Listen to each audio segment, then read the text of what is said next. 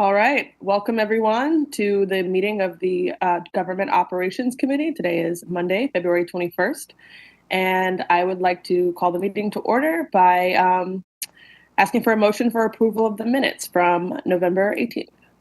I'll move that we approve the minutes. I got a motion from Commissioner Link. I'll second. Second from Commissioner Denson. All in favor? Aye. Aye. Motion passes. And so with that, we're going to talk a little bit about parklets today, look at our first draft ordinance, and if time allows, get into a presentation on the animal services ordinance. So I will kick it over to staff, Josh Edwards leading, to get that discussion of the parklet ordinance started. Yes, good evening, everyone. Good to be here tonight on our first Monday night GOC. Staff, thanks for being here tonight. I know we've got staff from a variety of departments, and we're looking forward to first jumping into parklets. I wanted to provide a little bit of context since we haven't talked parklets since November. I wanted to remind everyone that we've spent 2 meetings with the GOC going through 10 or 11 questions that staff had asked GOC committee members, and y'all have been great in giving us really good feedback. And then we asked even more questions the second meeting, and staff has taken all that feedback and dropped it into a draft ordinance, which we shared with you earlier last week. And so you've seen the draft ordinance, and tonight what we're trying to do is 2 things. First, we're going to go through as staff and highlight some areas in this ordinance that we need more feedback or we think you might have questions about. We hope that you stop us while we're going and ask us any questions or share any concerns or ideas you have as we go. But we don't want to go line by line just because we don't think we're there yet. However, if there's anything you want to make sure to talk about, just stop us and we're glad to jump in. Just so you know what else we're hoping to do, we also know that you asked last time for us to make sure that there's plenty of time for engagement with downtown business owners.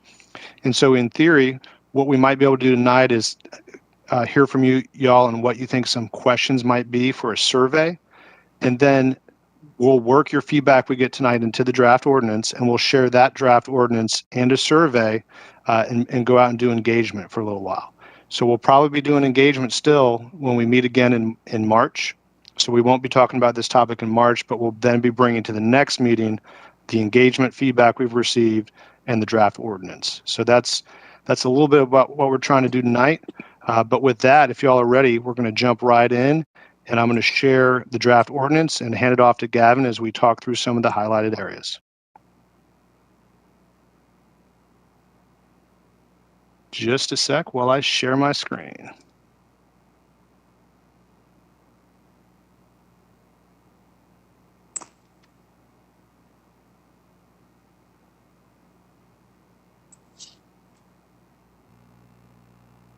All right, Gavin, with that, I'm going to hand it off to you. All right. Thank you, Manager Edwards. Good evening, everybody. Good to see you all. And for clarity, I just want to describe that the Central Services Department is essentially the department that's been tasked with administering this program, as well as the process for applying. But we do this in conjunction with a number of the departments that you see on the meeting this evening. So that includes Transportation Public Works, Police, Fire, the Attorney's Office, and we've all been getting together, even outside the GOC meetings internally, to come up with some of the answers to the questions that you've posed. And I think this draft is a good example of what we've put together so far. So as Manager Edwards pointed out, I'm not going to go line by line. There are some, I'll go section by section, but even some of these sections maybe don't need as much attention as the other ones, but certainly stop me along the way if you do have any questions about it. Right off the bat on the first page here in section 622.2, which is the definitions. The definitions were really pulled from our existing ordinances. Not too much of a surprise here or new ideas other than letter A, which is a definition for direct route. The reason that is important is because as we get into the sale of alcohol with parklets, which we will talk about later on in the discussion, it was necessary for us to establish a route from the front door, essentially, of the business to the parklet and to identify that route for purposes of alcohol licenses and consumption, and being in compliance with not only local but also state law. And so we did specify that as alcohol leaves an establishment and makes its way to a parklet, it is supposed to be on a direct route. It is not supposed to be go down the block, come back the next way, and then make your way around, holding an open container. So we wanted to make sure that we covered that and established that in our definitions. Manager Edwards, if you'd go to the next section. As far as eligibility goes, not much has changed here. The only thing that we discussed, other than what was different from the initial policy that's been in place during COVID, is speed limit roads, local roads with speed limits greater than 25 miles per hour are prohibited from parklets. We just feel like from a safety standpoint, anything with a higher range and mileage than that, it becomes difficult to try and protect individuals in the parklet. So the good part is most of our roads downtown are the 25 miles or under, so it doesn't really exempt too many. From a permitting standpoint, again, the permit itself will be not too different than what has already been established and put into place for the past year. One thing I want to draw your attention to is letter B, and that is, as part of the permitting process, we had talked about how someone can annually come in and say either I would like a parklet for the entire year, or I would like a parklet for a quarter of the year.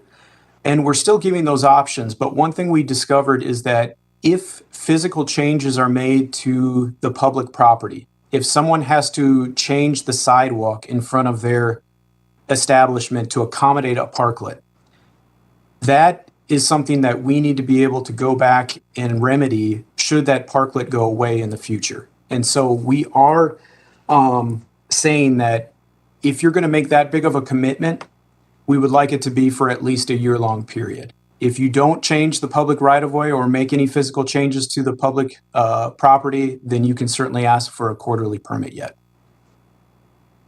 Okay. And just as context, that will make a little more sense as we get further into the discussion tonight, and TPW shares a little bit about bike lanes and how this could impact bike lanes. In terms of application, again, we think we've put together a pretty good application. It will certainly need to be amended, and we will work to do that as the final ordinance comes out. One other thing that we anticipate having to do is our process. Since this will involve multiple departments, we will build into our application an opportunity for those other departments to essentially check the box that you've contacted them and that you meet the requirements of those other departments before your final permit is issued. So we'll work on that, though, as the ordinance is developed. Any questions so far? Anyone? Cool, let's wrap. All right. Okay, sort of the letter B there up at the top. When it comes to issuing that permit, this is tied to what I had said earlier about making improvements to the public right-of-way and that having to be at least a year-long permit. One other thing that goes with that is the need for a surety bond. If the improvements are made where, let's say, the parklet is not ADA accessible and you have to put in a curb ramp into the public sidewalk, we will work with you to permit that, but the cost will be on the individual businesses to do that. It will also be their cost to remedy it once they're done with the parklet. The surety bond, though, is basically a letter of credit, if you will, that if they were to walk away and not put the sidewalk back the way it was, we would have the funds available to us to remedy that situation from a government standpoint. That's all we're asking for, is to match the dollar amount of the improvements that the permittee is making. Chair Parker, Chair, do you mind if I ask a question on this one real quick? Not at all, go for it. Sure. Thank you. And thank you, Gavin. I don't remember us. I know we talked about accessibility at the last meeting, And I don't remember us deciding, and I guess we'll decide that at some point, about the businesses paying for that accessibility. I thought it could be something just as simple as putting up a temporary ramp or something, not necessarily involving work to the sidewalk area. I guess our purpose of looking at it in that regard was to try to make it as simple as we could for businesses wanting to do this. Not, does that allow for that here or not? Commissioner Hamby, it does. And I agree. We certainly looked into that. And I think the attorney's office a little bit later on in the discussion will be able to specify a bit more as to where the ADA requirements lie in this endeavor. What this is basically saying, though, is that if you are required to provide ADA access, we've provided you some options. One of those options is to physically change the sidewalk, the public sidewalk, and put in a curb ramp, if that's the most convenient and the best option. And if you were to choose that as a permittee, then you'd be expected to put that bond up. If there is another option, though, for you, such as a temporary ramp, then we'll afford a person that option as well, and then the bond would not be required at that point. Okay, thanks. That's helpful. Okay. With regard to permit fees, we heard from the GOC the last time we met that at one point in time for the quarterly fee, we had on the previous version $700 per quarter. We have reduced that to $500. That was a suggestion of the GOC the last time we met, so that we did make that change. I do think it's important to point out, and I think we discussed it last time, that that reflects only about a third of what would otherwise be captured from parking permit fee, metered parking, if you will, on a quarterly basis. So just to make that distinction, we have kept it at essentially a third of what the actual revenue would potentially be if we left those spaces open for parking. And then, Gavin, go ahead. I'm sorry. I'm sorry. I missed the last GOC meeting. Almost seems like a long time ago, considering it was a new year. So, what was the discussion that we had concerning a third of the cost? We're losing out on 2/3 of the cost of parking. Was it just for the benefit of the parklet program and increasing revenue for the businesses, or the cost for the business? I think you hit on all of it, Commissioner. I think the discussion centered around the fact that as Commissioner Hamby pointed out earlier, we wanted to make this an easy and affordable option for businesses. And we recognized, I think the GOC recognized, they weren't going to capture a 100% value of the parking spaces, but at the same time hoped for any additional revenue for the businesses that they would generate from having a parklet, that maybe that helps offset a little bit some of those losses. But I do think it revolved around all those topics.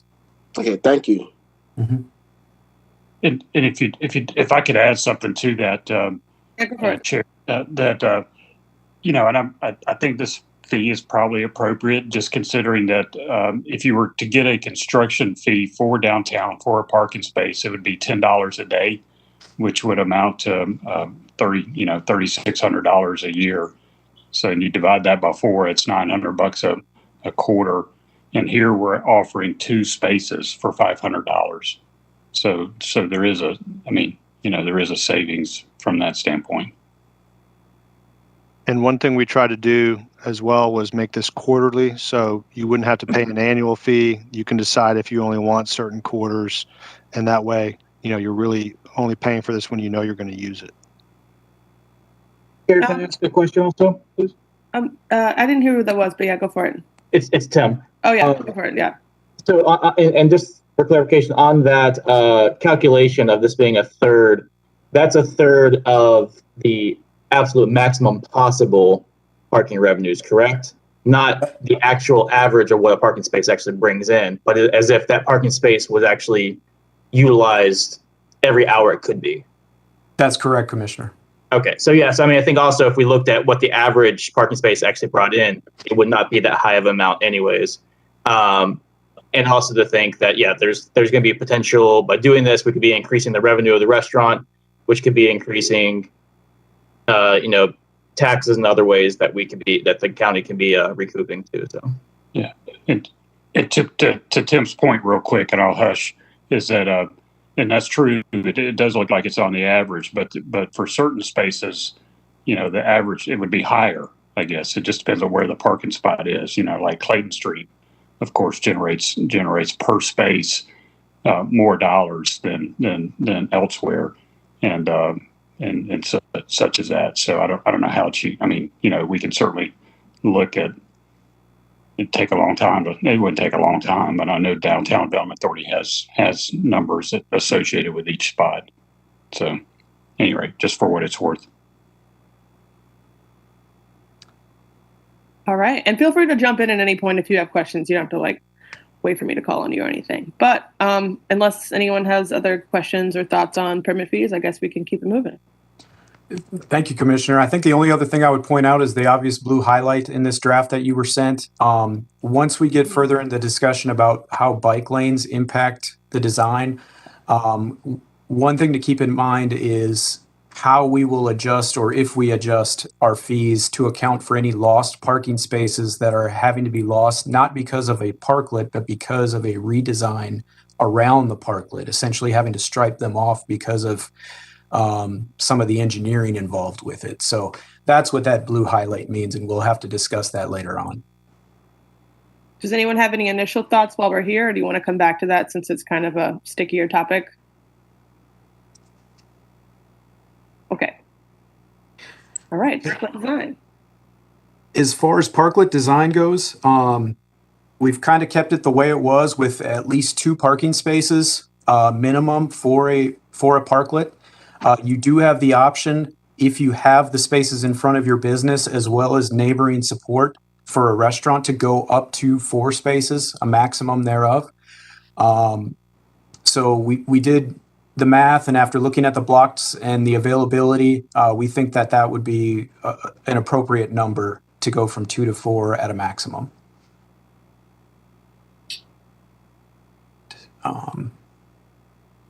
Manager Edwards, if you'd go down a little bit for me, please. Thank you. Density and distribution, this is just to make sure that 100% of our blocks don't turn into parklets. We do want to maintain some level of parking availability downtown, and so it's a first come, first served basis. There will be a wait list if one should develop, but we are going to have to reach a capacity limit on each side of the block of 30%. Once those spaces start to get taken over. So I had a question real quick, and this is more general, but is related to my thinking around trying to leave some on-street parking downtown. Do we have any idea what the utilization rates are for the structured parking downtown? And I guess reasoning for wanting to reserve on-street parking if there are availabilities for folks to park in some of the structured parking. I think we could certainly get that information for you from at least our parking decks, and then we could reach out to the ADDA on the other parking decks as well. Okay. Yeah, and I might get help with that just a little bit, Commissioner Parker. Is that on the ADDA we discuss, as you know, we've been discussing actually the need for an additional parking deck. So we do. Yeah. We are quite full on our parking decks from people that utilize it on a day-to-day basis, and ADDA can give you the exact numbers on that. All right, yeah, that makes sense. Thank you. Going into location, not too much a surprise there. It just talks about how it needs to be within the boundaries of the parking spaces, and a minimum of a couple inches inside, so that we don't crowd the area and have parklets that go over the white lines into other spaces. Not too much going on there. And at this point, I think what I might do is turn it over to the attorney's office to sort of answer those questions on the ADA compliance that we're asking for in this section as well. Sure, I'm happy to chime in here. Austin Jackson from the attorney's office. And so my office did discuss this issue and we did research this. And our recommendation is that all parklets should be ADA compliant. As a, I think it's understood that the ADA generally applies to public accommodations, including restaurants and bars. And the research that I have found shows that those statutory obligations do extend to outdoor dining areas like parklets as well. And so one thing we want to be, I guess, mindful of as we continue this discussion is that one of the main tenets of the Americans with Disability Act is that an individual with a disability should not be denied the opportunity to participate in any programs or activities, and that there's no sort of separate or distinction attributed to those individuals. And so I'm happy to answer any specific questions about that, but we would definitely recommend that all the outdoor parklet areas be ADA accessible, and as well as the routes should not be obscured or anything like that, or blocked in any shape, form, or fashion. Makes sense to me. One part that I will add to that is we did provide those options that Commissioner Hamby was asking about earlier. That you do have the option in some cases to actually make a physical curb cut to the sidewalk. If a temporary ramp is something that you choose to do and something that complies with code, that is also an option for you as well. So there are options, but we do have to be mindful of the fact that there are certain requirements for ADA access, and that includes the slope itself. It can't just be sort of a makeshift ramp that somebody throws down at a 90-degree angle and things like that. So the fire marshal will essentially have to sign off on any ADA ramp design that comes forward in this. And I would assume, I guess we'll plug into this too, but I'm thinking that the curb cutting option is going to be necessary here because some of these parklets can and do abut some of the bike lanes, and that by doing the curb cuts, we can be able to have the bike lanes still open while still having ADA accessibility there. So, yes. The next section, which is barriers, and I know we've got traffic engineering in the meeting as well that can maybe talk to a little bit of the requirements as far as the need for these specifics with barriers. But essentially right now you can have a parklet that has a makeshift barrier, if you will, something that is just sectioned off with tape, if you will, or some temporary cones. We're asking for something that a little more sturdy, a little more permanent for the time that you have that parklet, and something that will protect the pedestrians in it should something adverse occur with a vehicle. So any questions about that, I may have to defer to Tim Griffith on the phone as well.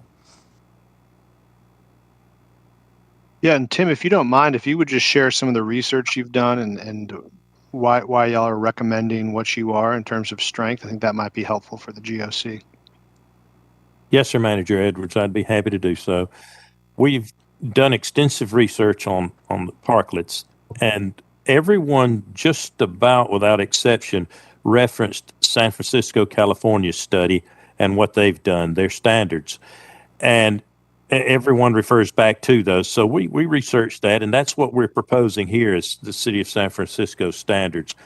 And of course, our first and foremost, safety is our major concern here. If you Google parklet crashes, you'll find there is an alarming amount of crashes online that you can reference. And we found one fatality that occurred not long ago as well. Most of these seem to be related to, all of them that I have seen so far relate to distracted driving, not some type of a deliberate act of terrorism, but just something that someone perhaps dropped a Coke and away they went over into a parklet. So then we feel that due to providing safety for them, they need to be substantial to some degree. Now, also, I will note that from the first time we began to research these until 2 weeks ago, when we went back and looked again, we found that quite a few municipalities have abandoned parklets altogether and decided not to do those because of these safety issues. So we feel strongly that if we continue with parklets, we do need to try to protect the people within the boundaries of the parklet. Any questions? Have we had any traffic incidents around parklets during their existence here? Commissioner Parker, I would defer to Bill Basinger. I believe he's still online here. I'm not aware of any, but the police department may be aware of some that have occurred. Commissioner, I'm not aware that we've had any in Athens, but there have been nationwide. Yeah. I can chime in very quickly and say that there is an allegation that has been made of someone who was injured in a bike lane and parklet. There are some questions about the veracity of the statement, but there is a potential claim.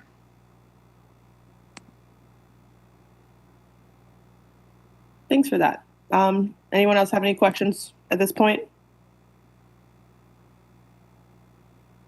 All right, let's keep it moving. All right. To kind of round out some of the design features, we do ask that they provide seating at least in the parklet. As far as shade structures, they are allowed to have a shade structure. What we're trying to avoid, though, is enclosed tents. And the reason for that is they can obstruct the view of traffic sight lines, but also it becomes a safety issue. In speaking with the fire marshal, essentially, if you start to enclose a structure, even with tent-like material, it escape from that structure, as well as any sort of heating mechanism that might be in that structure becomes an issue. And so they can have the shade structures, but we're trying to prevent any kind of tents that are enclosed. Planters are allowed. I'm sorry, I was go muted. I had a question really quick though. Sure. So do requirements around ADA accessibility extend towards seating, furniture, and I particularly have in mind like widths and distances to allow folks using like mobility devices to not only enter the space but navigate the space? I think that would be appropriate, yes, Commissioner. I think that if we're going to require that this parklet be ADA accessible, not only from a route standpoint, but also that the seating in it does need to be ADA accessible, at least to a degree, as well as the turn radius for any sort of a wheelchair or anything like that, yes. Okay, thank you. And Austin, was there anything you wanted to add to that? No, I think Gavin summed it up perfectly. All right, I won't get into too much with planters, utilities, or lighting. If there's any questions, certainly let me know about that. The one topic I do want to just touch upon again is, again, with our fire marshal, they wanted to make it clear that any outdoor portable gas-fired heating appliances would have to be in a completely open-air parklet, no structures really, and that's just from a safety standpoint. Going into signage, they'd be allowed some minimal signage. They'd even be required to have some signage with regard to alcohol regulations. And then the real topic that I think Daniel's going to talk about now is when we come to design, it's going to be around bike lanes and some of the complexity that surrounds that. So, Daniel? Yeah, let me get my screen shared.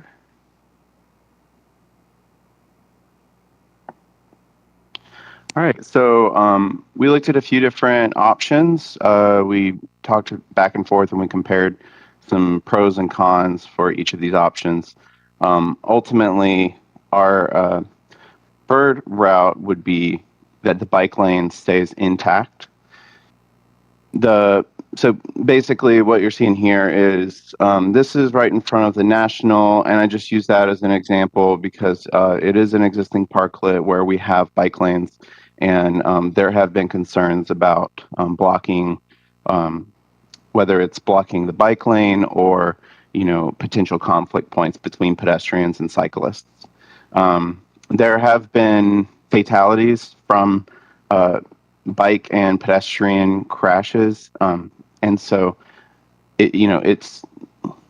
bikes are not necessarily, perfectly safe when it comes to those types of crashes. And we want to make sure that the cyclists are safe as well as the pedestrians who are enjoying the parklet. So in this option, what we show is a protected barrier between, so number one, we would want to maintain that buffer for the bike lanes, and then we would also want to maintain that protected element.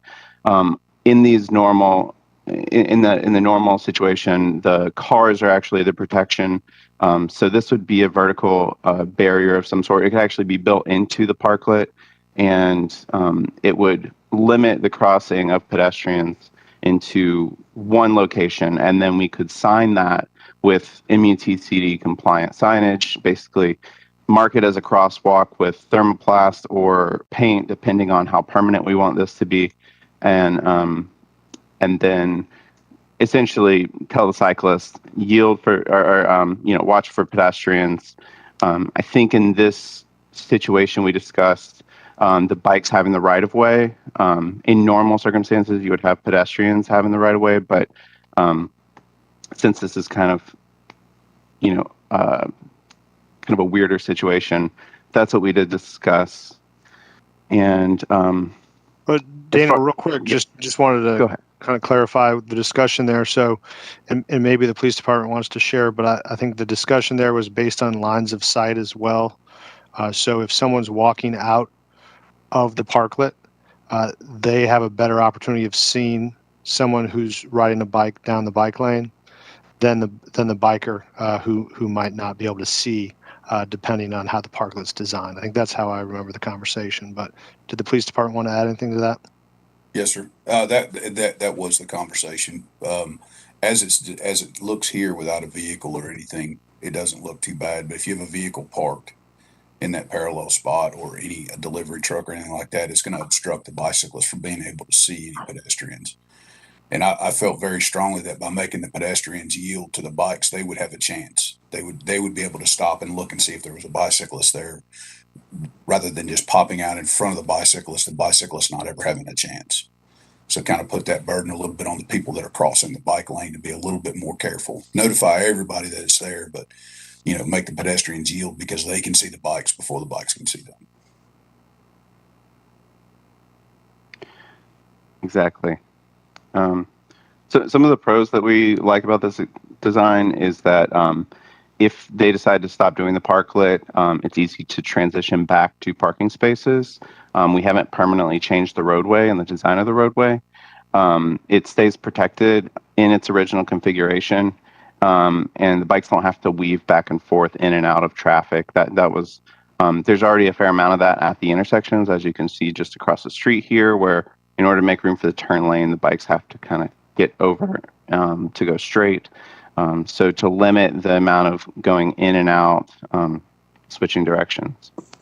Are there any questions about this? I have a question. Yes. So if these are done quarterly, you had mentioned that the possibility of thermoplasty or painting the street for a crosswalk. Are there cheaper or more feasible alternatives like flashing lights or something that may be cheaper or more efficient? Well, so the cost of doing the thermoplastic would be, if it was contracted, then that would be $3,000, and if we did it in-house, it would be $600. Those are the prices that we had from our striping guys. Tim, do you have any thoughts on that? The painting would be the cheapest by far, but then you've got to eradicate the paint when the parklet goes away. Flashing lights, believe it or not, Commissioner Davenport, are considerably more expensive than the two marking options are. Okay, thank you. I Yes, see sir. Attorney Hines has her hand up. I just wanted to chime in to the extent that it's helpful to this conversation that the person who alleges that they were injured, their argument or the statement of their facts is that the parklet in question had taken AstroTurf and put it over the bike lane, and that the person riding their bike, that surface was slippery and they fell and as a result broke a number of ribs. So it's not entirely just pedestrians that are the possible issue with blocking the bike lanes from this particular allegation. Thank you. Absolutely. One other thing to note here is that I located the crosswalk in this mock-up at this location because there is already a ramp here. Basically, it's a driveway entrance that kind of comes down to that location. We would ideally have the most visible point be the crosswalk location. I think it would be best if staff were basically consulted on where that crosswalk would be. In a situation where you don't have an existing curb cut, we could look at some rubberized speed tables basically on the bike lanes so that you can kind of go up and over, and then that would become a raised crosswalk.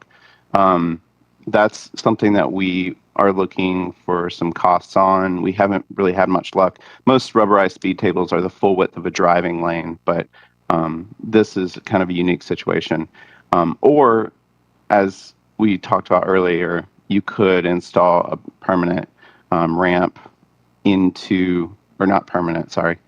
You could install a ramp kind of inset into the sidewalk area as long as it doesn't conflict with accessibility along the sidewalk going down the street, as well as meeting accessibility requirements going down that ramp. But we don't want if there's a ramp built across, obviously that gets kind of problematic with bike lanes. So can I add something? I don't know if you can see my hand or not. Yeah, go for it. I might suggest that maybe Athens-Clarke County install some signage on the streets where there is a bike lane and there is parklet potential, just saying, cyclists, please take care when riding near parklets or something like that. Just kind of a warning for cyclists to just be a little careful because you're going to get into a tighter space. As someone who rides in those bike lanes along that parklet pretty regularly, I just know to just take care because it is more trafficked with pedestrians in a tighter space. And it might be helpful just to have that signage. I might chime in that I guess I have concerns about the cost of these various measures, given that we're already losing revenue from the lost parking itself. So with regards to Commissioner Link's recommendation, if we could ask for, or at least we'll either take these into account with what the fees should be, like the requisite costs with regards to striping or any other sort of safety materials that need to be put in place, but as well, could the businesses be asked to put up similar signage themselves, either at the crosswalk, if that were to be implemented, or some other way of letting both pedestrians and cyclists know to take care in that area, to minimize some of the costs on our end. Yeah. So, go ahead, Daniel.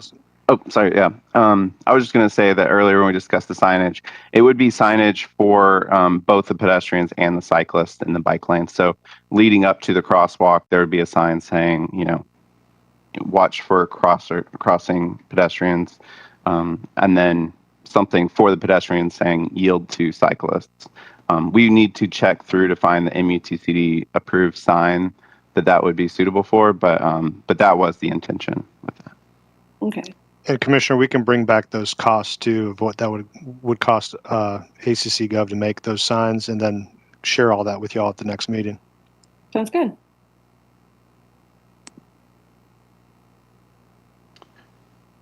Yeah. So as far as the bike lanes go, this would be our preferred option. Do we have any other questions about this? I think we're good. All right. Well, thank you very much. Gavin, you want to pick it up? Yes. Thank you, Manager Edwards. parklet management, this just goes into the day-to-day operations and expectations of running a parklet. I don't think there's too much to highlight here. If anybody has a question, I'll be happy to answer it. But the next section on beer and wine, I'm going to sort of defer to the attorney's office. That was one of those complex issues, again, when it came to parklets that really helped shape the ordinance that's in front of you. So I'll defer to the attorneys on that one. Could I actually ask a quick question? I was curious why under parklet management, music entertainment or the use of sound amplifying devices was prohibited. So I think just the general sentiment that we got from that was, we don't use them for any outdoor music at all. You couldn't, have a band playing in your parklet. And the real intent when reading the purpose of the parklet is for food and drink, primarily, and not to serve as any sort of either sales area or even just a standing only queuing area for getting in a venue. So with that in mind, I think what we had heard, at least in earlier meetings, was that, considering it's for wine and drink and people talking and maybe having conversation, that to keep down the music, that's why it was suggested. Okay.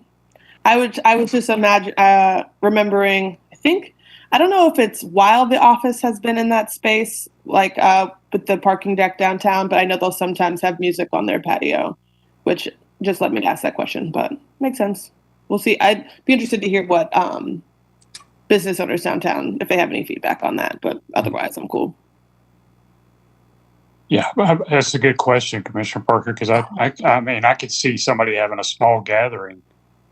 That's not, without the amplification, I'd be curious what other businesses downtown think as well. Sweet. All right, I guess we were on beer and wine. We can make sure to ask that in the survey, y'all. So that's good feedback. Thank you. That'd be cool. I know that I have heard from at least one or two businesses about the kind of competing outdoor amplification and how, it kind of, I know on West Washington Street, there's been some kind of competition of outdoor amplification that has kind of infringed one business on another. So it might be a good idea to kind of keep the outdoor amplification as little as possible. Yeah, I think it might work for the office because there's not really any other adjacent businesses that would be competing with any kind of sound amplified or acoustic. So. And I also think out of respect for just passersby and the public right away, there's street preachers out there who can get pretty, in people's faces. I feel like we need to, because downtown is so dense and so crowded and, so many competing interests, I feel like it's best to kind of respect the public right away and keep amplification permitted events. Also, with this, if we're talking about one parking spot, the width of a parking spot, width of a car, that would be difficult to have a band in there and amplification to a level that would also accommodate an audience being in there too. That, yeah, it's a small space. Yeah. So. Yeah. You can get what you could have somebody with an acoustic guitar out there and the whole space can hear it just fine. Yeah. But yeah, I'd love to have that included in the survey and see if there's any feedback from business owners. I imagine they probably say the same thing. If you have like one two parking spaces, there's not a lot of room for a mosh pit or anything. All right. Any other questions?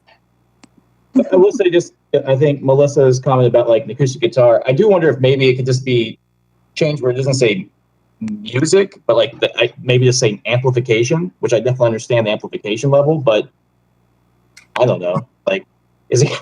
Are they gonna get in trouble if there's a spontaneous singing of a song or something in there? Is there going to be is that a violation because there's music now happening within the parklet? So.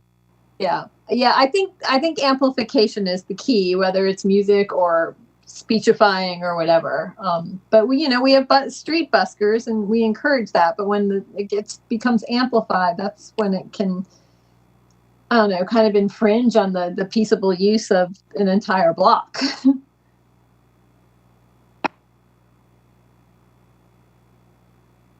Good questions to resolve through that survey. I hear what the others have to say. I'm sorry, you cut out just a little bit, Melissa. Oh, sorry. Yeah, I am interested to hear what downtown business owners say. I'd like to see this conversation kind of pursued in other outlets. All right. If there's something else, we can keep it rolling. Right, Austin, do you want to intro the beer and wine section? Absolutely. And so I guess just by way of an opening, when the GOC told us that they wanted to, or that you guys wanted to, pursue the sale and consumption of alcohol in these parklets, we sort of identified that there were two main, I say two, it was like a state law and like a local law that we would be required to navigate in order to make that happen.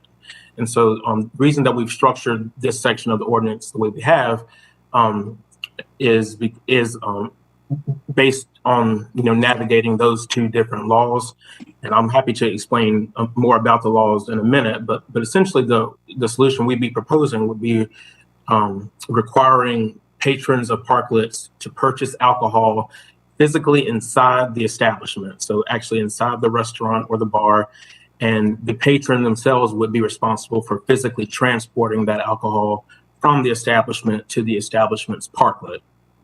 And they would be required to do so in that direct route that Gavin spoke to earlier, that's referenced in the definition section. And that direct route would be physically marked on the sidewalk.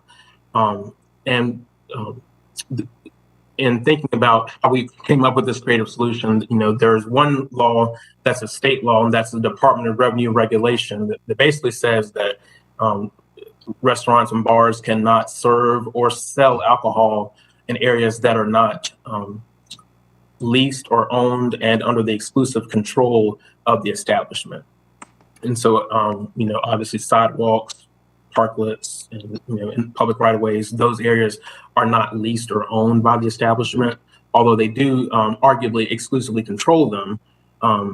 We didn't want to put those businesses in a position to where we're sort of inviting them to violate that state regulation.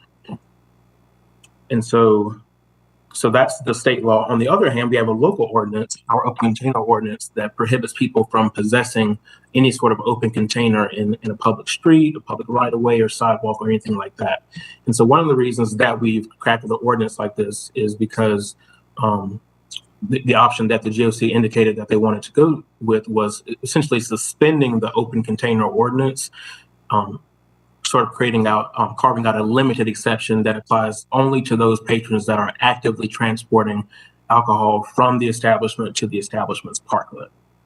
And I know that's kind of a complex analysis there, so I'm happy to answer any specific questions that you have.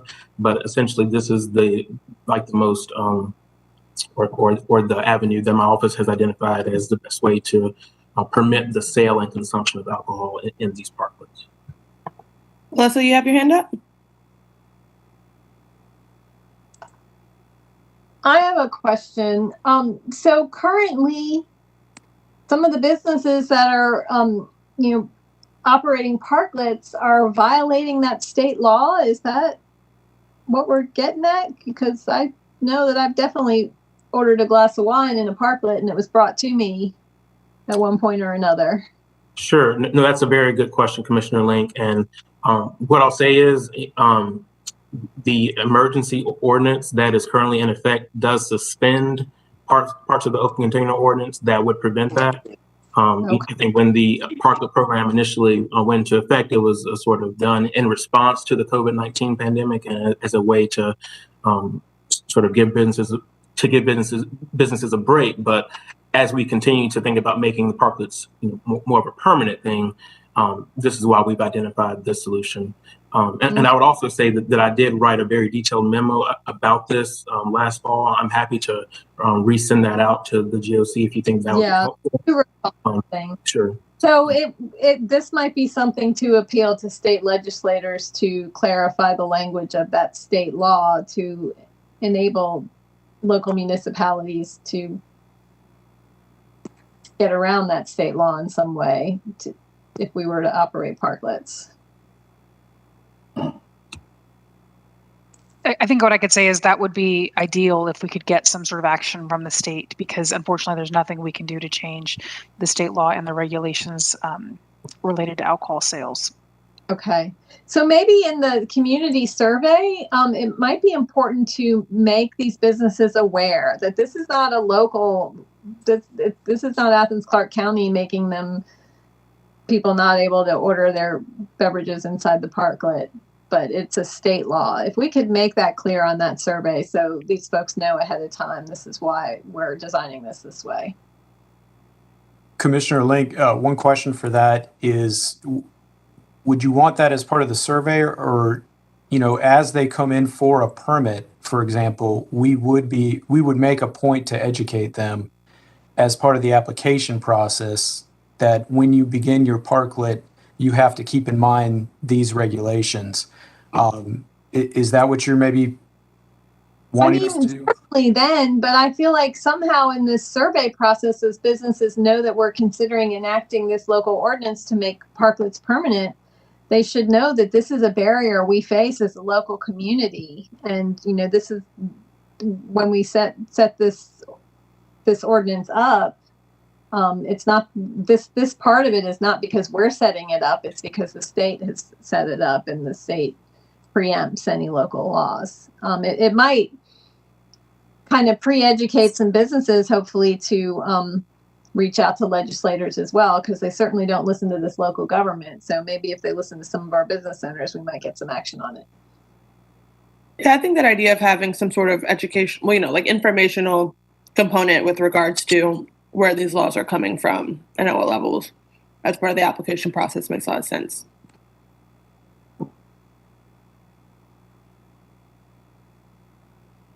Anything else? I guess we can keep it moving. Thanks. Well, to sort of finish out the ordinance, and not to take away from the importance of all these other sections, but we sort of get into the insurance requirements as well as just the rules and violation sections of the ordinance. So without maybe going into detail on any of those sections, are there any questions to sort of finish out that ordinance?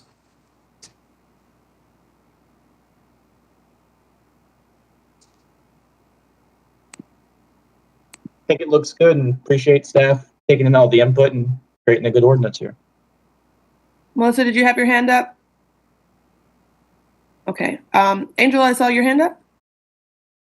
Yeah, I just wanted to be sure to point out that you all notice in for the direct route that the dashed line is going to be painted on the sidewalk. So I wanted to make sure y'all were aware of that, and especially when it would happen on Clayton Street with the new construction. Thank you. Awesome. Thanks so much to everyone for giving us your insights on how we got here with this. Any last other questions or comments at this time? I have one more, and Okay. Angel, I appreciate you making that clarification because I wasn't aware. So can that be added also into the survey? Because I could definitely see there being some pushback possibly from some business owners about the sidewalks and the rebuild, about if, I don't know if there's options on ways that we could do it, but just making sure that they're aware that would be happening. Getting feedback on how they feel about it. We could certainly add that question. What are other questions you all would like to see in the survey, or other input you'd like to hear from business owners?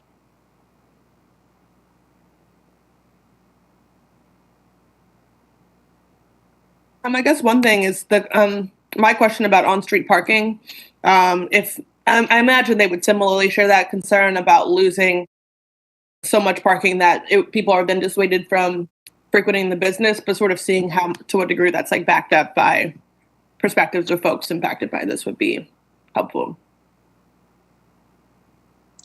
I've got one additional one. I don't know if it's worthwhile or not, but to ask the business owners if they would like to see this as a permanent thing, or does it come back to us for review within a year, something to that effect. Either a continuation of the pilot program or a permanent ordinance. Right. Yeah, there you go, Gavin. Thank you. Thanks for that, Mike. I think one other thing is having a kind of a section for them to provide other considerations we may have left out with regards to logistics or impacts that we haven't discussed yet that might not otherwise be addressed by other questions we're asking directly. Yeah, that's good. Okay. Did you all have? Oh, I'm sorry, Mike. Did you have? I was just going to say just something real simple too. Sometimes we get into these surveys and they get a little. You have to go to several. You see where I'm going, several different places to kind of get what we're trying to get at. But agreed. Yeah, my question was going to be whether staff has existing questions they were planning on asking potential permittees. I think Angel developed a couple of them, but we certainly wanted to get your feedback. I think you all touched upon a few of them. One of them was whether this should be a permanent program or not. A general question that allowed them some feedback in terms of any concerns that they've had so far or anticipate with a parklet program. And then just any recommendations that we didn't think of that they would like to see or for us to consider. So. Sounds good. All right, with that, unless there's anything else, I guess next move is to finish drafting that survey, circulate to potential permittees and downtown business owners. And then will we have the results of that survey by the next GOC meeting, which is March 21st, or will we need a little more additional time after that to collect that data for consideration? Commissioner, I think we're probably going to need at least till the April meeting Okay. to do that. Cool. Totally makes sense. All right. And now, if everyone's good and ready, I know Mike, you said you might have to leave. So yeah, thank you, thanks Chair. I'm gonna head on out. All right. Thanks. I guess we can now pivot towards animal services briefly. It's a pretty meaty topic, and so I did want to kind of refresh everyone's memory since we also haven't met since November on what we're getting into here. So I think we have an introductory PowerPoint from our Animal Services Director. Yes, Commissioner Parker. Real quick, I just want to thank all the staff for their help on the previous topic with parklets. All the collaboration between meetings has been great to see, and really enjoyed being a part of the last conversation. And thanks for pulling together that draft ordinance, y'all. So, taking a look back in the rearview mirror, I wanted to remind y'all that the last time we talked about the Animal Services Ordinance was actually a year ago, more than a year ago, so January 2021. And so since it's been a year, Crystal and I, so Crystal, the Animal Services Director, and I thought it would be best to really just kind of bring this up like it's almost a new topic because y'all, I'm having trouble remembering everything we talked about a year ago. So I want to make sure that y'all know everything we talked about a year ago. So let's just pretend this is a brand new topic. So with that, we wanted to just introduce kind of why we're here. So what got us here with animal services, why we're looking at the ordinance. And tonight, Crystal's going to give you a brief overview that kind of matches the high level nature of her memo that I shared last week on the topics that we're trying to cover in this update. And then in future meetings, we can get more into the details, but we wanted to just start with a brief intro, if that's all right. That's it. Hi, thank you guys for all your time. And I do know that this is definitely a meaty topic.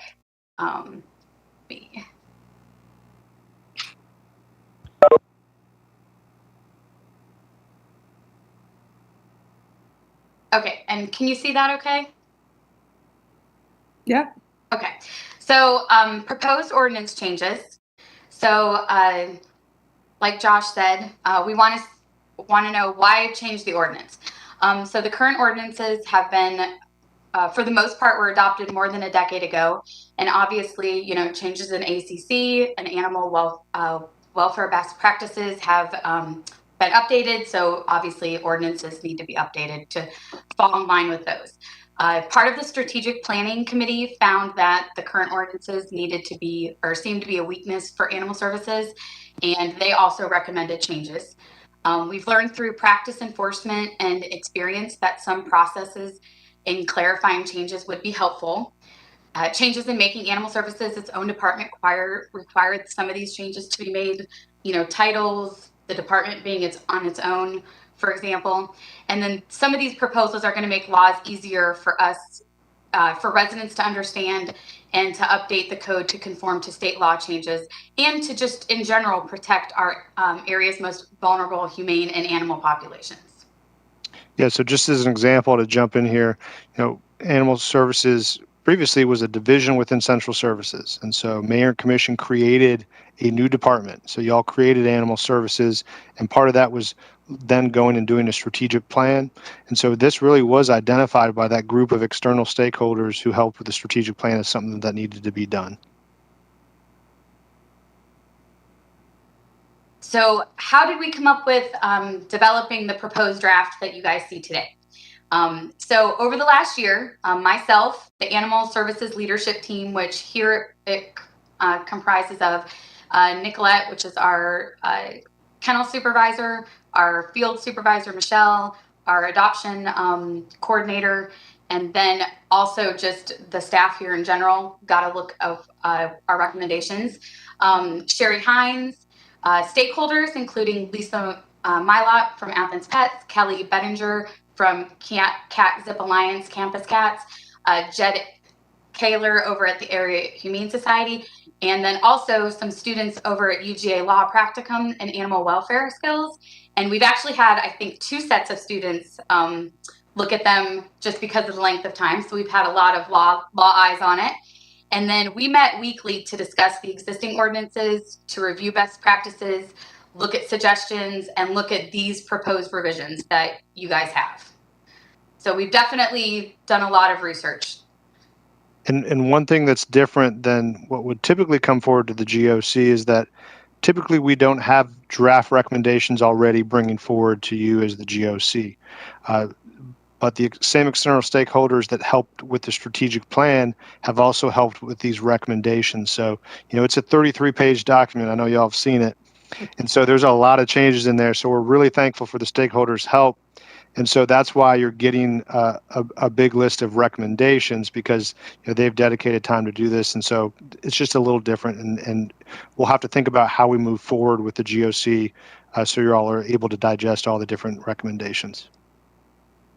So some of the focus of the revisions are language updates, just for consistency, accuracy, clarity, technical changes to conform to the code, legal requisites, current department structure, updated processes that we've come up with. Again, incorporating those best practice standards where we can and it's appropriate, and then includes new protections for consumers, the public in general, and then neglected animals, which is a big factor. And then hopefully it'll minimize cost to the county and the residents. So starting on some of the changes that we're addressing specifically, feral cat management strategies, the issues being addressed, the county has had a registration program since 2010, and we have encouraged trap neuter release, and they have reduced our free roaming cat population, but it's been limited in its effectiveness. So there's a couple things that we'd really like to do to make it more effective and not so unnecessarily complicated. One would be to not require the burden that it places on Kelly over at Campus Cats. Registration alone doesn't reduce the number of cats, so the registration would be more of a it wouldn't be mandatory. It would be, what's the word I'm looking for? Yeah.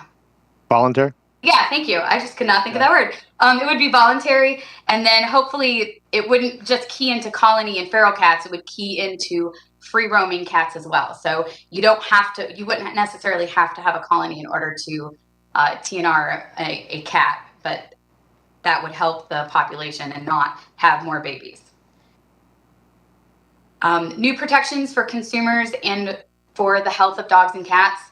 The issues being addressed, protect the health of pets in the community, and protect consumers essentially from buying sick animals and having no resource or recourse, preventing those sicknesses through vaccination and parasite control, and then also addressing litters that are being taken away from their parents or their mothers specifically too early, which can cause lifelong effects. So how we would handle that would be to have some laws and ordinances in place that you'd have to have some mandatory vaccines and preventatives in order to sell a dog or cat. And then that way, they would also not be able to be taken away from the mother until they're 8 weeks old, which is generally the safe and accepted age. Dog and cat licensing program. I feel like of all the ones, this is probably the most straightforward. We have a really low reclaim rate for cats and dogs. Having a licensing program would hopefully help raise that rate of reclaim. It would also help prove ownership of an animal. Right now, if you don't have a license or a microchip, it's really easy to say, oh, it's not mine. So this hopefully would help prove that. And then all vaccinations for rabies would be documented with animal services. Right now, there's not really a place that they all go. So by having a licensing program, all of the vaccine information could be sent here so that we would have all that on file, which, for instances of bite or rabies, prevention could help us in the future. Prohibition of animal abuse, neglect, fighting, and abandonment. The issues being addressed, state laws cover some aspects of abuse and neglect, but there are no local laws. So what happens is if the officers don't have good choices, if the offense don't rise to certain levels. So right now, if it's not a misdemeanor or felony level, but there's still an issue, an animal services officer has to wait until the animal gets so bad or closer to dying that an officer is going to be able to charge. So this way we would have some local enforcement so that we could do something before it would need to get to that level. And then the addition of these of local laws would help complement the state scheme to better protect the welfare of animals in our community. I want to just make sure we pause to see if there's any questions. Sorry, Crystal. No, it's a lot of information, I know. Yeah, it's any great questions? though. It's super helpful. Yeah. Yes, I have 2 questions. What you got, Patrick? Okay. So just walk me through the steps. You said the low reclaim. So an animal comes in, is the animal chipped, and then once it's okay, so reclaiming. So a lot of stray dogs. Let's just use dogs. A stray dog comes in, it's not chipped, and no one claims it, and that's one of the reasons why there's low reclaim. But do you automatically chip it once somebody pick it up and say, well, that's my dog, or if someone adopts it? Both. So right now it is part of the ordinance that they would get chipped upon reclaim. And then also anything that gets adopted from us gets microchipped before it gets adopted. So both. Okay. And so many of the animals that are not being reclaimed are not chipped. And how much does chipping cost? So we charge $7 for a microchip, and it becomes a part of the adoption fee. So it's included in our adoption. But if you're reclaiming, then it would be a $7 fee for you to pay upon reclaim. Okay. And last question. Okay, years ago we did a local ordinance for you can't tether a dog. So I'm just kind of surprised that we have no local laws prohibiting, injuries or neglect. So can you just explain what we have on the books right now? Yeah. So, and Sherry, I don't know if you. Yeah. No, I'd be happy to chime in on that. So the way that our code, our ordinances are written right now is that they largely focus on conditions an animal might be living in, but not necessarily things that that may result from those conditions. So for instance, you need to remove pet waste. You need to make sure that they're kept in a proper size kennel. But there's nothing about if you haven't fed your dog in 10 days and the dog is starving. And so what we see, and for those of you who don't know, I'm the one who prosecutes all of our animal ordinances, so I see this every month. What we discover is that there's a gap because police and obviously us as well, like our goal is not to have people arrested and charged with state level crimes per se, especially when things are a result of simple neglect, or maybe unintentional neglect or poverty. But there's just nothing for us to charge that goes beyond just those basic water, shelter, picking up feces kind of requirements until you get to state level animal cruelty. And I think there's a good argument that the police have the discretion to arrest someone for animal cruelty if, say, the dog is quite thin. But I think what we've seen is that the police, because they're short-staffed, because there are all sorts of compelling mitigating factors that may or may not be involved in these cases, that they generally are only willing to arrest someone for a state level cruelty charge if the circumstances are extreme. So we're talking about the animals with a 1 or maybe even a 2 body condition on the score that some vets use, and there's 2 different body conditions. But my point is that you have to be basically at death's door for them to take that step. Whereas an animal that's at like a 3 on one of these scales that is clearly, we think, suffering from neglect or abuse may not lead to that state level charge. And so then all we're able to do is try to cite them for things that are sort of ancillary to that. Like, can we prove there was no shelter? Can we prove they didn't have a rabies tag? And it doesn't really let us address those unique circumstances. Does that make sense at all? That does make a lot of sense. Thank you. Thank you. Yeah. Anything else up to this point? I think we're good. All right, let's keep it moving. Okay, so the next section is injuries to or caused by a domestic animal.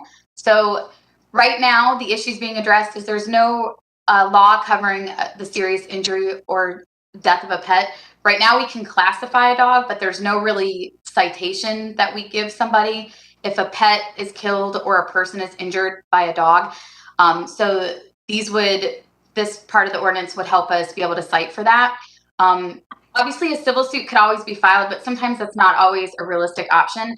And a lot of times, these dogs are running at large and not vaccinated for rabies as well, which just adds on to the, the fact of the injury and, possible death of a pet. So this part of the ordinance is going to help us correct that.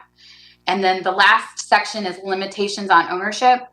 So issues being addressed, animal abusers and those who abandon aren't prohibited from owning animals. And there are also offenders who persistently allow their dogs to be a danger to other residents. We've seen them get menacing several times. And there's, again, no provisions terminating the offender's right to continue to do so. So, at some point, it would be nice to have some kind of ordinance to be able to say, we've seen you 6 or 7 times for menacing. Your dogs are a problem. Maybe you shouldn't own any, or at least a limitation on ownership. So at this point, I appreciate your time. And then just how would you like to proceed? Because I know it is a lot of information. And thank you, Crystal. That was awesome. I feel like that was very detailed and illuminating. Patrick, did you have your hand up? No? Okay. Yeah, any thoughts on where we would like to go from here? How we'd like to break down this topic, since there is a lot to it. I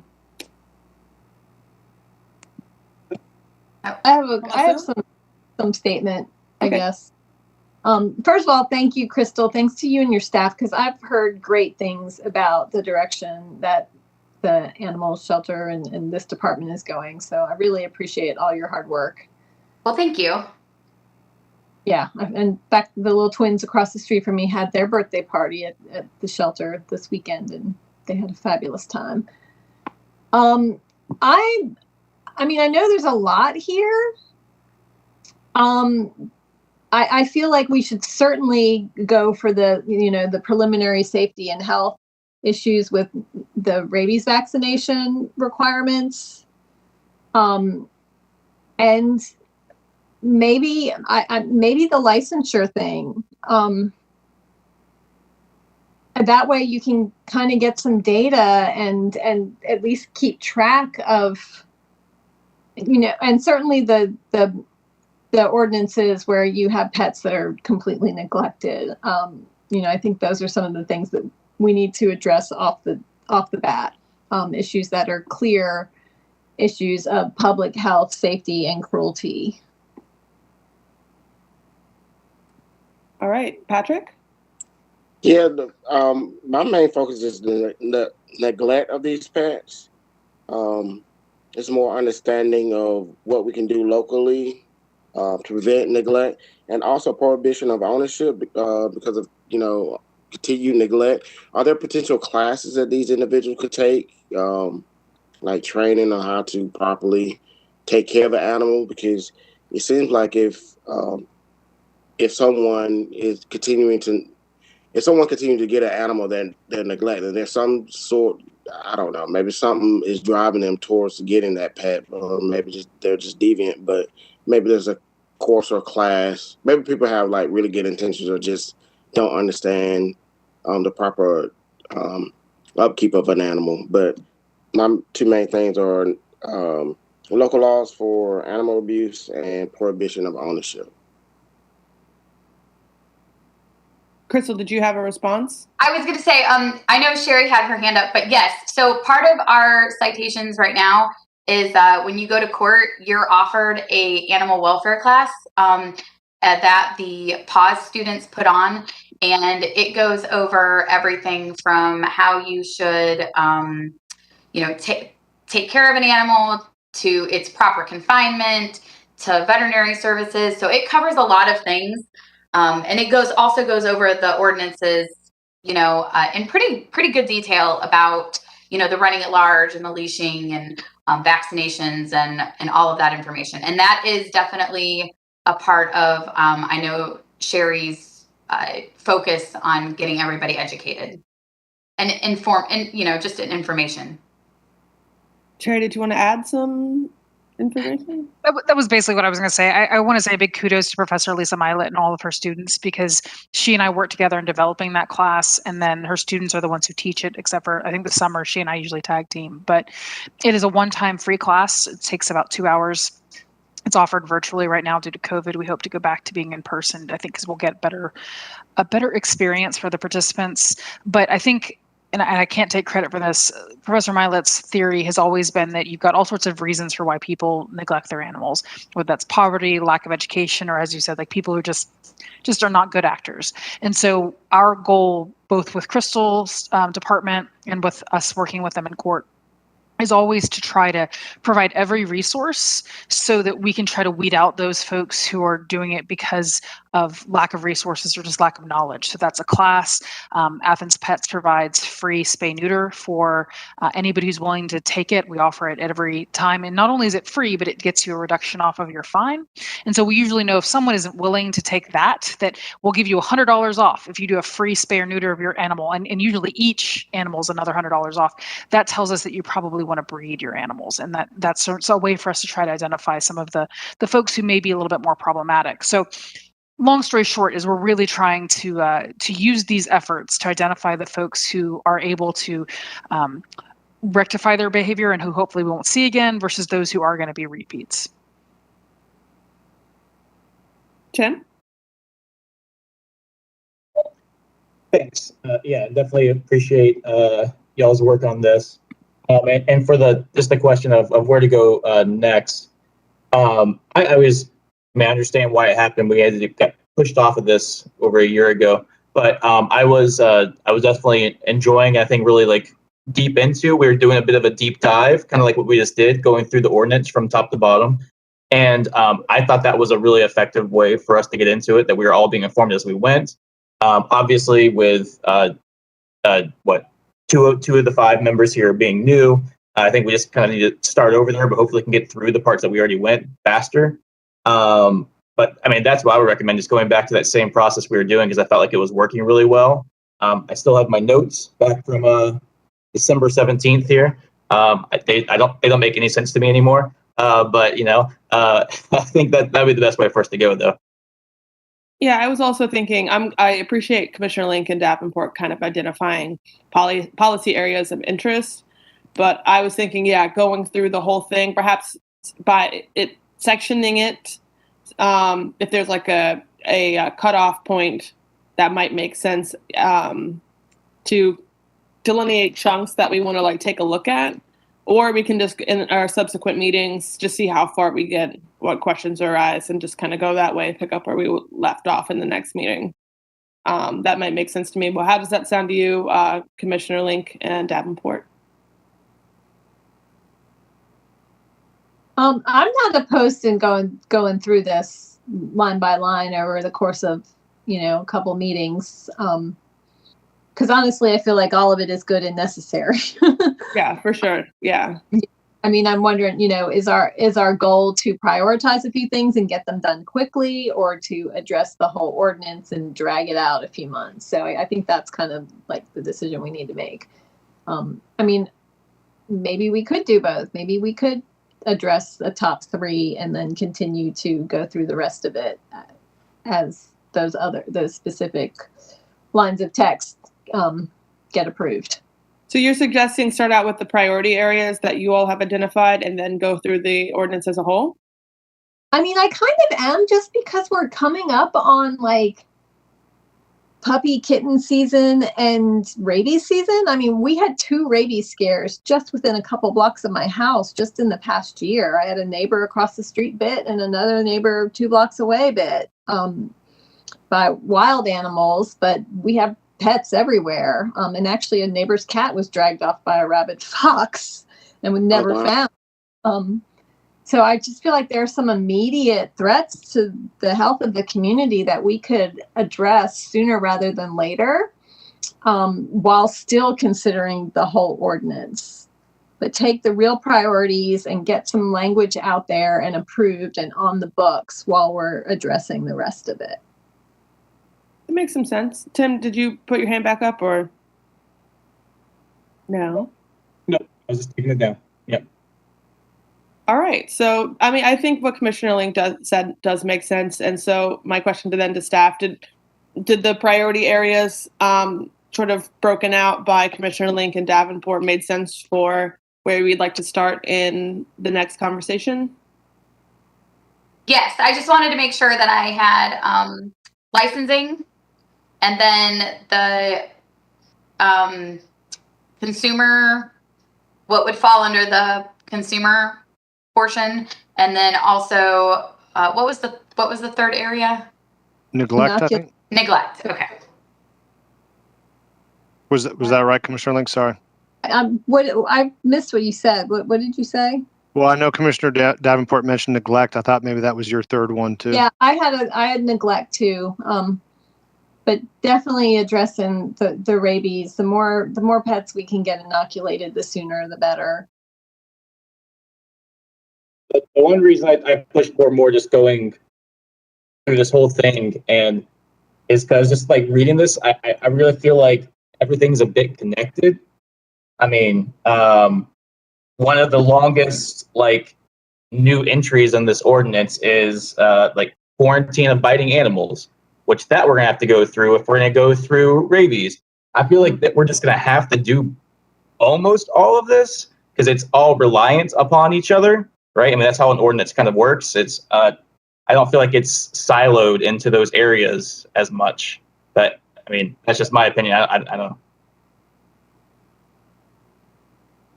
I mean, I feel like, at least getting that inoculation requirement on the books is important, just to start getting the word out that, we're going to start enforcing this. I mean, it's also a big education tool. Once you make a law about something, people learn about why it's a good or bad thing.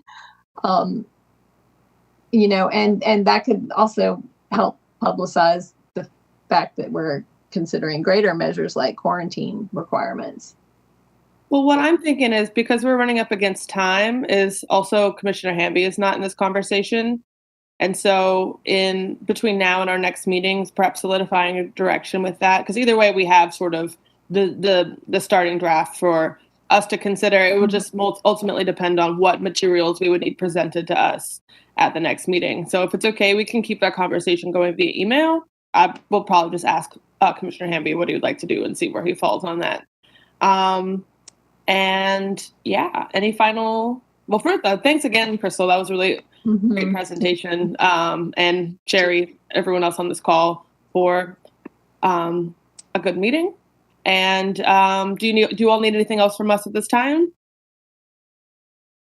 Okay. No, thank you. We appreciate all the feedback and the discussion tonight. Can I just make one comment real quick? Go for it. Move on to animal service. So at our last meeting that we had, well, years ago, when we started the conversation, I actually went and adopted a cat because of. Is that who was crawling all over you to this meeting? Yeah. Aw. Nice. That means you're due for another. Yeah, it's plenty to choose from. Plenty to choose from. You can be a crazy cat dude, Patrick. All right, with that, I would entertain a motion to adjourn. So moved. Second. All in favor? Aye. All right, with that, we are adjourned. Thank you all so much. Thank you so much. Take care.